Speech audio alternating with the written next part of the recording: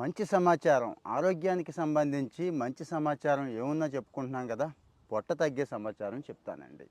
పొట్ట తగ్గడం అంటే అసలు పొట్ట ఎందుకు పెరుగుతోంది అనేది ముందు ఐడెంటిఫై చేయాలి కదా. ఒక ఫేమస్ డైటీషియన్ చెప్పిందే చెప్తాను.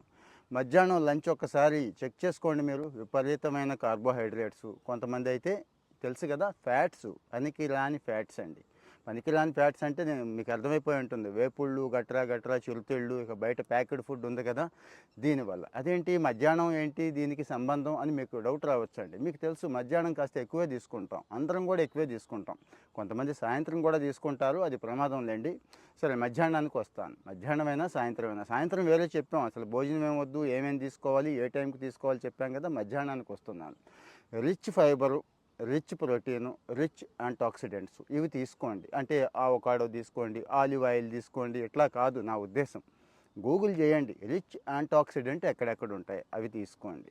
రిచ్ ప్రోటీన్ ఎందులో ఉంటుంది అవి తీసుకోండి. ఇంకా రిచ్, మళ్ళీ చెప్తున్నాను గుర్తుంచుకోండి, రిచ్ ప్రోటీన్ గుర్తుంచుకోండి. సో మరి ఇంత ఇంత పొరపాటు చేసేస్తూ పొట్ట తగ్గట్లేదు అంటే తగ్గదండి. మీకు తెలుసు, మధ్యాహ్నం భోంచేసిన తర్వాత హాయిగా కూర్చునేవాళ్ళు కొంతమంది అయితే, ఏదో చిన్న కునుకు తీసేవాళ్ళు కొంతమంది అయితే, అసలు ఎటు కదలని వాళ్ళు కొంతమంది అయితే, గట్టిగా నిద్రపోయేవాళ్ళు కొంతమంది కదా.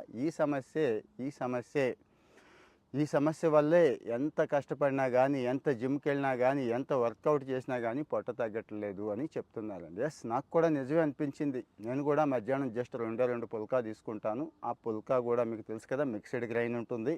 ఇక అందులో చక్కగా 4 రకాల కూరలు ఉండేలా చూసుకుంటాను. ఆ కూరల్లోనే ప్రోటీన్ ఉంటుంది, అంటే కాస్త పన్నీర్ ఉంటుంది, అన్నీ ఉంటాయి, పప్పులు ఉంటాయి, యాంటాక్సిడెంట్స్ రిలేటెడ్ ఉంటాయి, పళ్ళ ముక్కలు కూడా ఉంటాయి. మరి మీరేం చేస్తున్నారు?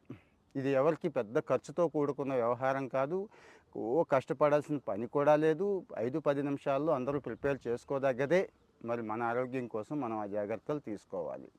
సో నేను గట్టి వర్కౌట్ చేస్తున్నాను, పొట్ట కోసం అబ్డామినల్స్ దగ్గర నుంచి ఇంకా ఇంకా ఇంకా చాలా చేసేస్తున్నాను అనుకుంటున్నారు, కానీ ఈ విషయంలో పప్పులో కాలేస్తున్నారు చాలామంది. అందుకే పొట్ట మీకు తెలుసు కదండి, ఒకళ్ళకేమో కుండలాగుంటే, ఒకళ్ళకేమో సొరకాయలాగుంటే, ఒకళ్ళకి బీరకాయలాగుంటే, ఒకళ్ళకి ఇలా బల్లలాగా ఉంటుందండి, ముందుకు వచ్చేసి ఇలా ఉంటుంది. ఎంత ఆక్వర్డ్గా ఉంటుందో మీకు తెలుసు. అదే ఆక్వర్డ్ పక్కన పెడితే, ఇక గుండె జబ్బుల దగ్గర నుంచి బీపీలు, షుగర్లు, వీటన్నిటికీ కూడా ఈ పొట్ట కారణం అవుద్ది.